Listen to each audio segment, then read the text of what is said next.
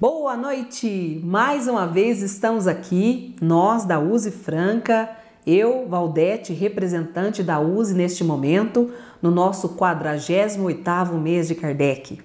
Dia 29/10/2022, com o nosso palestrante que veio falar conosco sobre o nosso mestre, nosso codificador do Espiritismo, Isaías Claro. Boa noite, Isaías! O Isaías é promotor de justiça, mas também é fundador do Centro Espírita Joana de Ângeles, na cidade de Oswaldo Cruz, e é orador conhecido nacionalmente, autor de diversos livros. E hoje vai falar ao nosso coração sobre o tema a reencarnação, expiação, prova ou missão, que vai calar fundo sobre o nosso codificador, a mensagem que ele nos trouxe sobre a reencarnação. A palavra é sua, Isaías. Almas queridas, muita paz. Aqui estamos, felizes, honrados e agradecidos pela excelente oportunidade. Minha gratidão à USE Regional de Franca, na pessoa da companheira Valdete, que realizou a intermediação. A minha gratidão a todos. Tema desta hora, reencarnação. E, desdobrando o tema, expiação, prova ou missão, é sobre estes aspectos e outros que pretendemos reflexionar de maneira objetiva e despretensiosa. É o 48º mês de Kardec. A ele, o nosso preito da mais profunda gratidão. Meus amados, eu tive o ensejo de conhecer e conviver com Jerônimo Mendonça Ribeiro, de Ituiutaba, Minas Gerais, que ficou conhecido no movimento espírita como o gigante deitado e também como o imóvel mais móvel do movimento espírita, pelas suas muitas viagens doutrinárias. Ao longo da sua abençoada reencarnação de 50 anos, Jerônimo atravessou períodos longos e difíceis, terminando a existência física, tetraplégico, cego, portador de artrite reumatoide deformante, sentia dores tremendas, valia-se de pelo menos 30 comprimidos exordil sublingual para atenuar a dor. E Jerônimo dizia sem a reencarnação, não haveria espaço em minha mente, em minha vida, para entender ou aceitar a existência de Deus. Ou nós cremos na reencarnação, ou não cremos.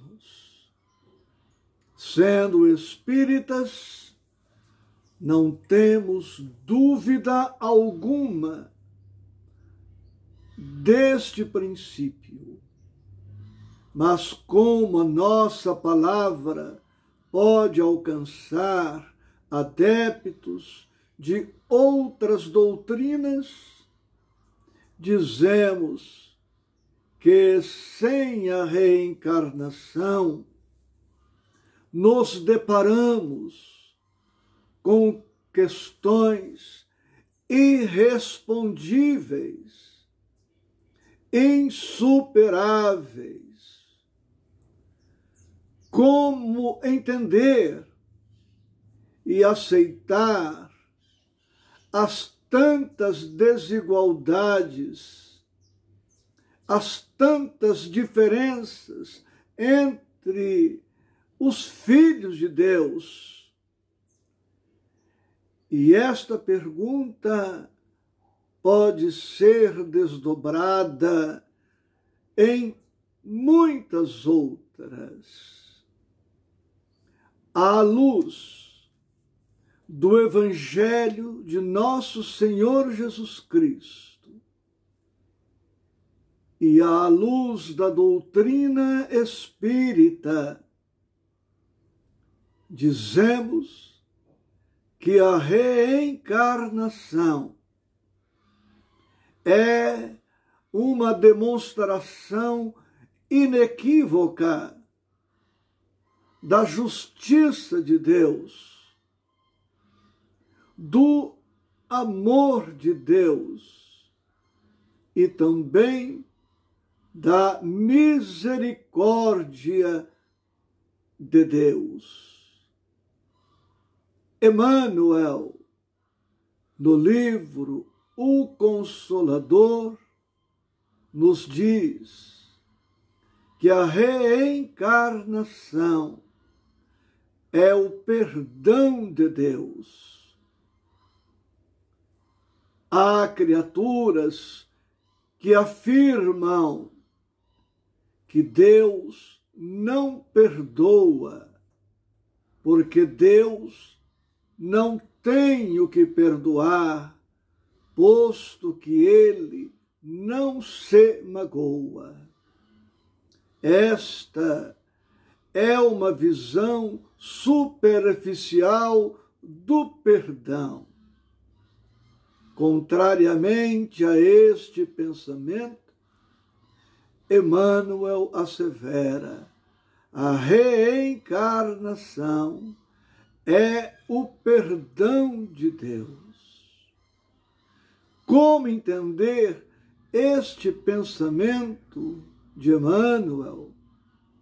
E ainda, como entender reencarnação e justiça, reencarnação e amor, reencarnação e misericórdia?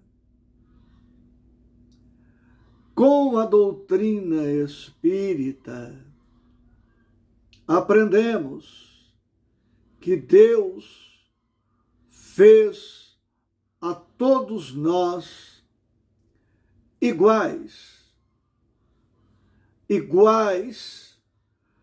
com direitos, iguais, com atributos iguais, com possibilidades iguais, com oportunidades iguais, sem privilégio, porque como diz-nos o Evangelho, todo privilégio seria uma preferência e toda preferência seria uma injustiça. Fomos criados simples e ignorantes, com a mesma destinação gloriosa no tempo, a perfeição relativa. Todos nós estamos fadados à perfeição relativa, sem exceção. Mas nem todos os espíritos possuem a mesma idade. Nem todos os espíritos aproveitam de igual modo as oportunidades. Nem todos os espíritos exercem com igual bom senso, com igual sabedoria, o livre-arbítrio. Nem todos os espíritos agem ou reagem de forma igual ante as oportunidades, as dores, as lutas, as tribulações, ante os desafios existenciais. A reencarnação, pois, se impõe por uma questão de bom senso, de lógica. Da mesma maneira que as escolas se organizam para renovar as oportunidades para os aprendizes recalcitrantes, atrasados, e jamais fecham as suas portas ao aprendizado, Deus age assim também. Consta do Velho Testamento que Deus não quer a morte do pecador, mas quer que ele se arrependa e que viva. Mas nem sempre o arrependimento, o remorso, se dão durante a vilegiatura carnal. Muitos espíritos atravessam a encarnação em estado de sono consciencial, não despertam para a realidade do espírito imortal, não vivem adequadamente, não se evangelizam, não crescem e desencarnam mais ou menos como nasceram ou reencarnaram. Seria justo condenarmos estes espíritos a um sofrimento eterno, sem a menor possibilidade de corrigenda? Haveria amor num comportamento extremista, intolerante, ao extremo, ao ponto de não renovar ao equivocado uma nova oportunidade de um recomeço? onde a piedade, a compaixão, a caridade, a misericórdia, buscando-se o sentido da palavra misericórdia, temos miséria, pobreza, coração.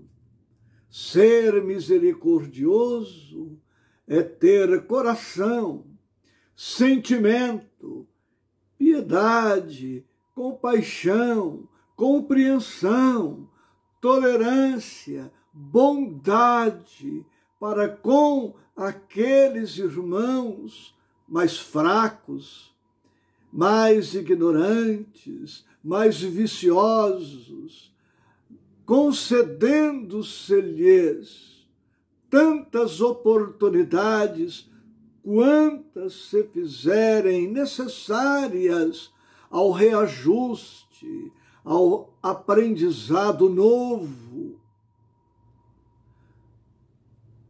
usando de lógica, precisamos responder a esta indagação.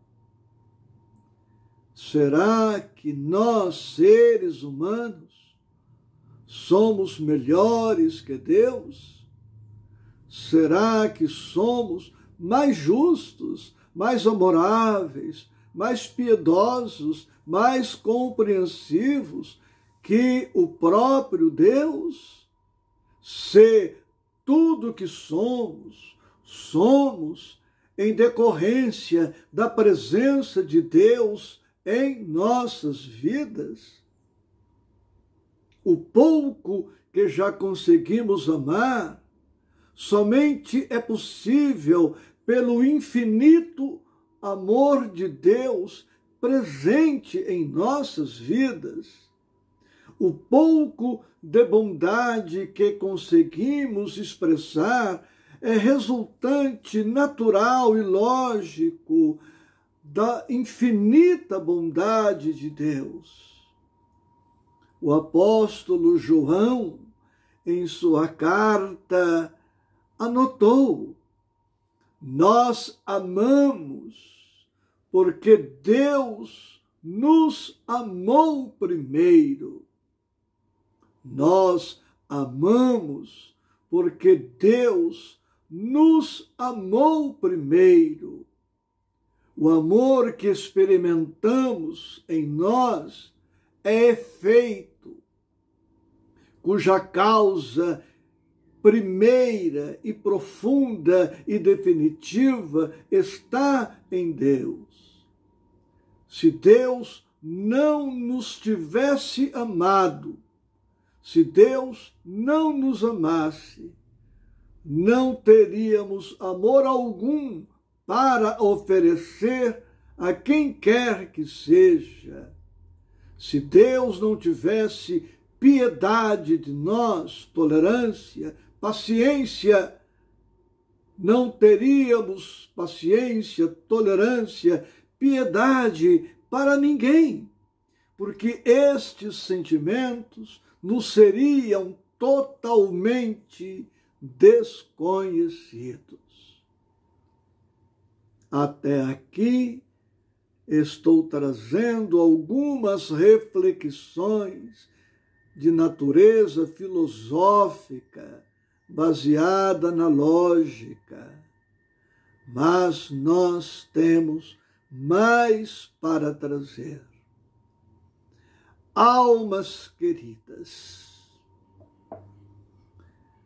como sugestão de leitura ou de estudo, por enquanto, recordo o capítulo 4 do Evangelho segundo o Espiritismo. Ninguém poderá ver o reino de Deus se não nascer de novo. Ninguém poderá ver o reino de Deus se não nascer de novo. Herculano Pires, valendo-se do pseudônimo Irmão Saulo, no seu livro O Reino, escreve: a reencarnação é a chave do reino de Deus. A reencarnação é a chave da porta do reino de Deus. Por esta razão, expressou-se Jesus desta maneira e Allan Kardec valeu-se da sentença do Cristo para dar título ao capítulo 4. Ninguém poderá ver o reino de Deus se não nascer de novo. Leio para nós algo que encontramos no Evangelho de Mateus, capítulo 16, e em Marcos, no capítulo 8. Com a sua permissão, leio e comento. Jesus, tendo vindo às cercanias de Cesareia de Filipe, interrogou assim seus discípulos: que dizem os homens com relação ao Filho do Homem, que era ele? Quem dizem que eu sou? Eles lhe responderam: dizem uns que és João Batista, outros que Elias, outros que Jeremias ou algum dos profetas. Perguntou-lhes Jesus: e vós, quem dizeis que eu sou? Simão Pedro, tomando a palavra, respondeu: tu és o Cristo, o Filho do Deus vivo. Replicou-lhe Jesus: bem-aventurado és, Simão, filho de Jonas, porque não foram a carne nem o sangue que isso te revelaram, mas meu Pai que está nos céus. Vemos aqui e temos aqui muito material para reflexão. E vemos, dentre outras coisas, que alguns judeus já aceitavam o princípio da reencarnação. Não utilizavam esta palavra, posto que esta palavra somente foi cunhada, criada muito mais tarde, mas o princípio existe nas crenças judaicas, porque eles pensavam que Jesus pudesse ser Elias, um profeta que vivera séculos antes do Cristo. Outros admitiam que o Cristo pudesse ser Jeremias ou algum outro profeta. Mas Jesus foi visto bebê, criança, foi visto adolescente, jovem. Como é que ele poderia ser um destes profetas sem que ele fosse este ou aquele profeta reencarnado? Ocorre, porém, que Jesus não é nenhum dos profetas reencarnado. ele é o Cristo, o ungido, o Emanuel, o enviado. Ele é o governador espiritual da terra. Atingiu a condição crística muito antes do surgimento do sistema solar, muito antes, portanto, do surgimento do planeta Terra. Será que Deus fez este ser, que entre nós chamou-se Jesus, será que Deus o fez especial, diferente, já o fez perfeito, acabado, dando-lhe esta prerrogativa, este favor, sem que ele nada tivesse feito por merecer? Este pensamento não atenta contra a ideia da justiça divina, que ama a todos os seus filhos igualmente? Qual o pai humano ou mãe humana que conscientemente daria aos filhos tratamento desigual, privilegiando um em detrimento de outro, favorecendo um em prejuízo de outro?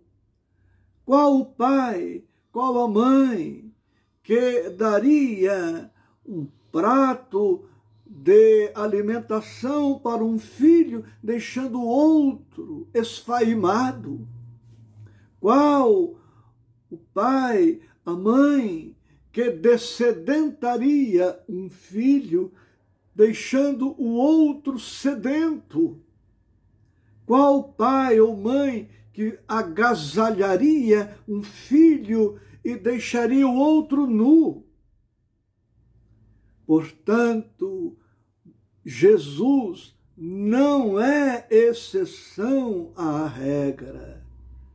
Ele se fez a si mesmo, atingiu a condição crística através de um tempo inabordável, inacessível para nós, em muitos bilhões, talvez trilhões de anos, não sabemos, não é possível acessarmos esta informação e não tem importância esta informação. O fato é que Jesus, como nós outros, Filho de Deus, foi criado simples, ignorante e, através do tempo, realizou a sua evolução. E esta evolução, através do tempo, deu-se através de múltiplas, de incontáveis reencarnações. E aqui nós encontramos que alguém diz que ele poderia ser o profeta Elias. E mais adiante no Evangelho, ainda em Mateus capítulo 17 e Marcos capítulo 9, encontraremos, capítulo 6, melhor, em Marcos, Lucas também, capítulo 9, todo o Evangelho no seu capítulo 4, traz-nos uma bibliografia vastíssima, lastreada no Evangelho original do Cristo. Pois bem, o Cristo diz, no número 2 do capítulo 4, que Elias já tinha vindo, mas que os seus não o haviam conhecido. Não lerei, mas trago alguns retalhos do texto evangélico. E os discípulos entendem que quando Jesus diz que Elias haveria de vir primeiro e que de fato já viera, eles entenderam que Jesus estava falando de João Batista. Ou seja, Jesus não era nem Jeremias, nem Elias ou nenhum outro profeta reencarnado, mas João Batista era o profeta Elias que voltava. E é interessante, amigos, tenho aqui comigo a Bíblia, que em Malaquias, o último livro do Velho Testamento, no capítulo 4, versículo 5, encontramos: eis que eu vos enviarei o profeta Elias, antes que venha o grande e terrível dia do Senhor.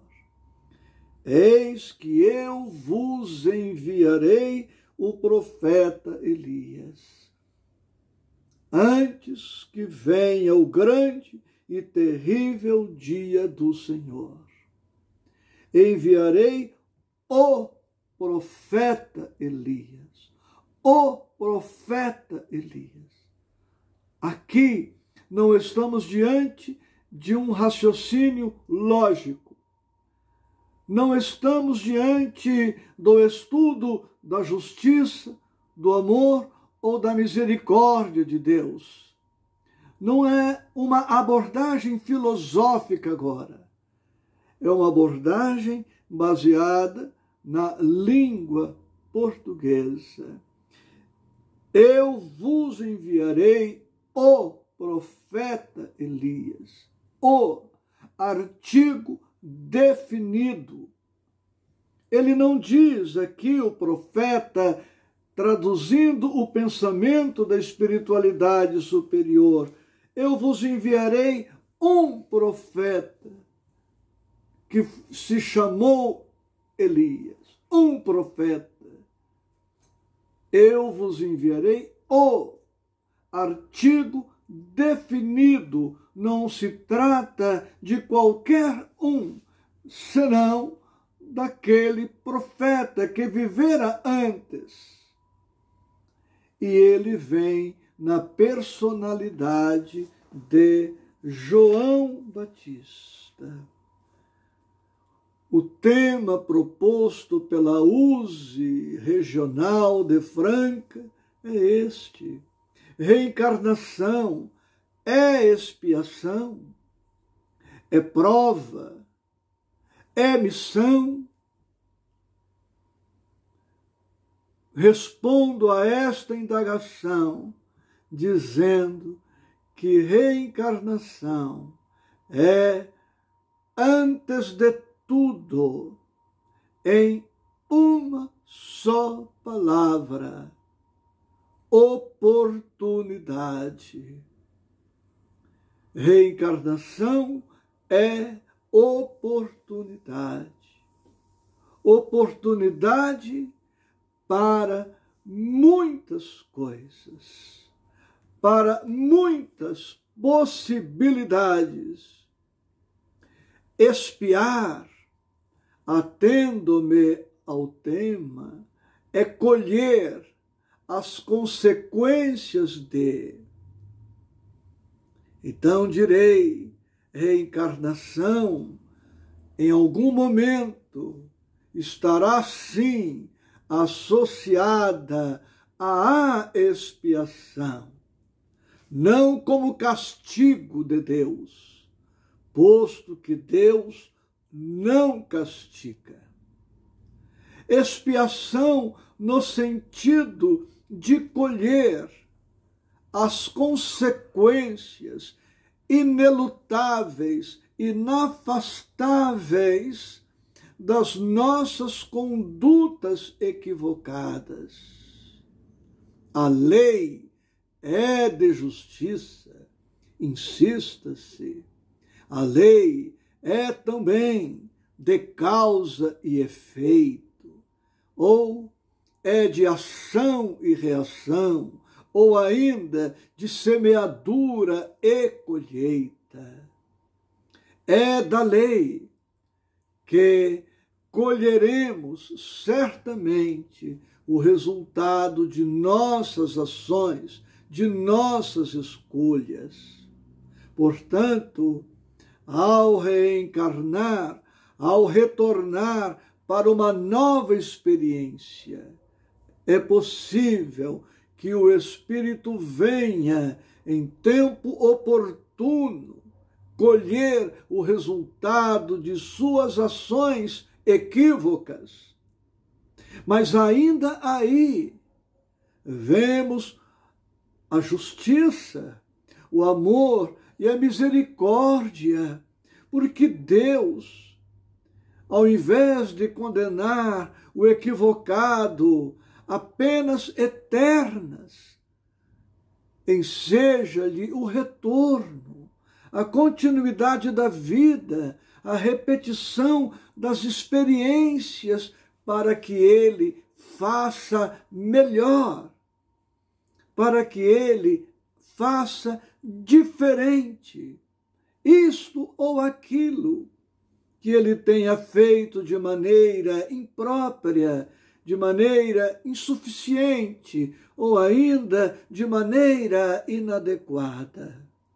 Mas não podemos nos fixar excessivamente na ideia de expiar, porque a expiação nos remete somente para o passado. E a reencarnação se deve ser associada ao passado pelas lições, pelas experiências. A reencarnação nos projeta muito mais para o presente e para o porvir.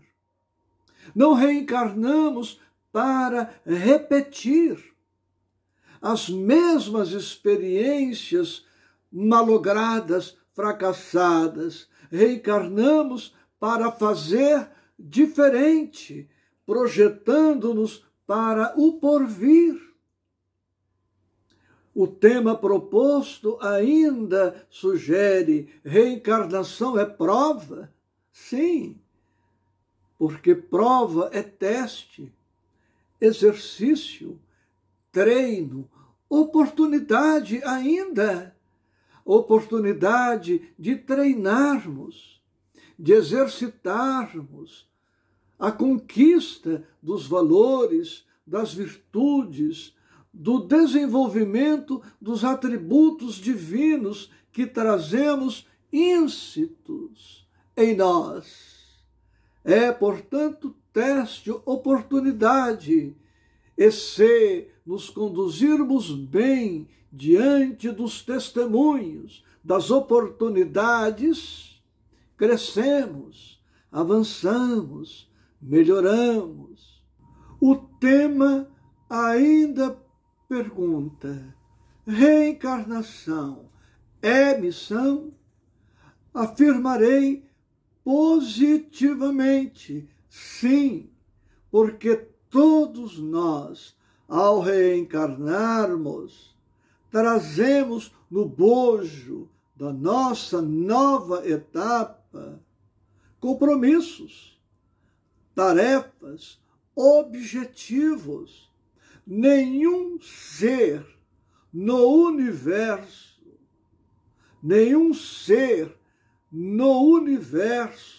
existe sem finalidade, sem objetivo. E Deus, na sua sabedoria perfeita, nos fez seres incompletos, inacabados, interdependentes. Precisamos uns dos outros. É a lei de cooperação.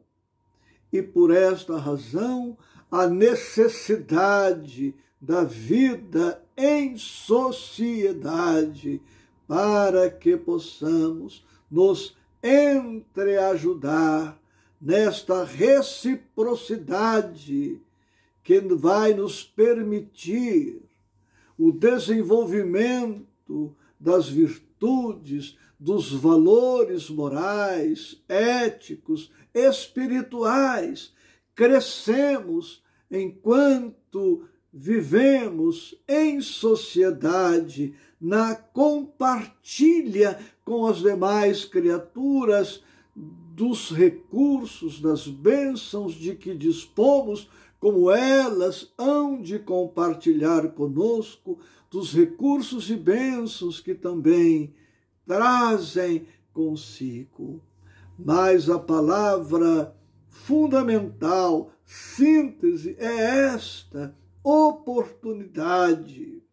Oportunidade de curar as nossas feridas espirituais, oportunidade de aprender, oportunidade de nos educar, oportunidade de nos aperfeiçoar, oportunidade de ampliar a nossa capacidade de amar, oportunidade de fazermos o que não fizemos em outras reencarnações, oportunidade de fazer bem feito aquilo que não fizemos com a qualidade desejável.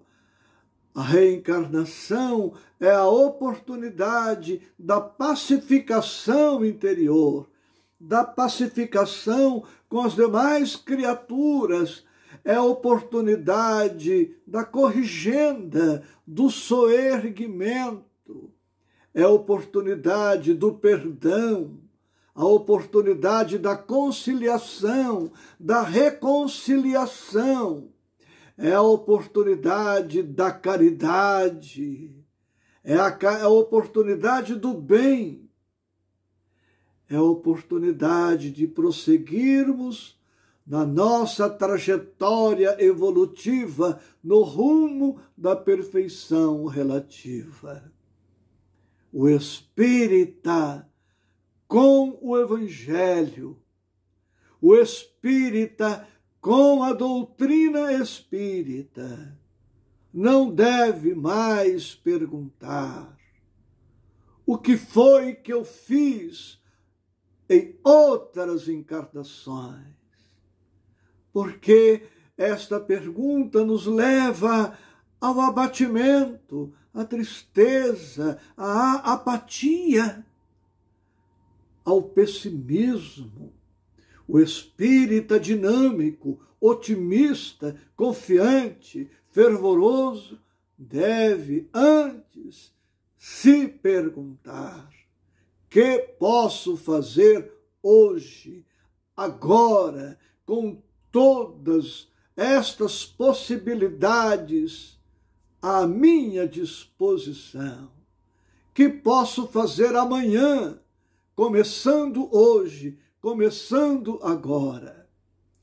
E nós não devemos nos fixar nos erros pretéritos, nas condutas inadequadas do passado, porque a reencarnação, por si só, é a demonstração clara de que Deus confia em nós.